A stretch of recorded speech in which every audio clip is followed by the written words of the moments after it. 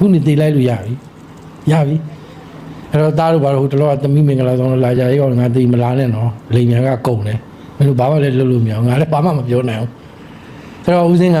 သမီးတွေကိုမှားထားတယ်ငါသိရင်ဒီတိုင်းမြည်ကြီးတွေပဲမြုပ်တာတော့ဘာသူမှချရမလို့နဲ့ဒီခန္ဓာကိုယ်တစ်ခုတော့အသုံးဝင်အောင်ပါ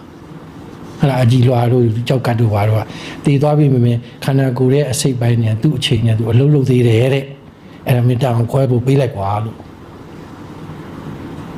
အခုတည်းပြင်ဆင်ထားတယ်အဲ့တော့ကလေးရတာရှောက်လာတရားအေးတေးအဲ့တော့ဦးစင်းအစနဲ့အဆုံးကပြတ်သားသားပြီးမဖြစ်ဘူးလားဖြစ်လားပြီးပြီလူဖြစ်ကြိုးနတ်တာပေါ့သေးတာတော့လှုပ်သွားသေးတယ်အထက်ပစ္စည်းကိုရော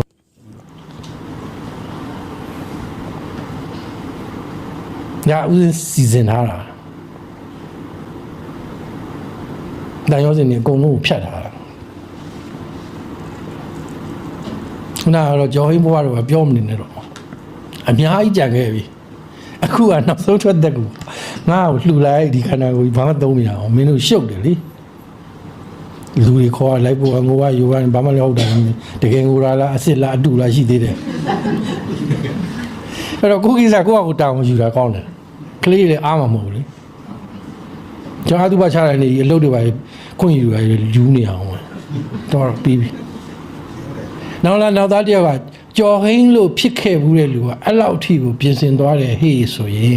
နောက်သားတွေကအတူယူစရာတစ်ခုဖြစ်မသွားခဲ့ဘူးလားဒီတကောင်းတော့ဘာရှိလဲလူဖြစ်တဲ့တန်အောင်နေတာMonday so low sun Monday so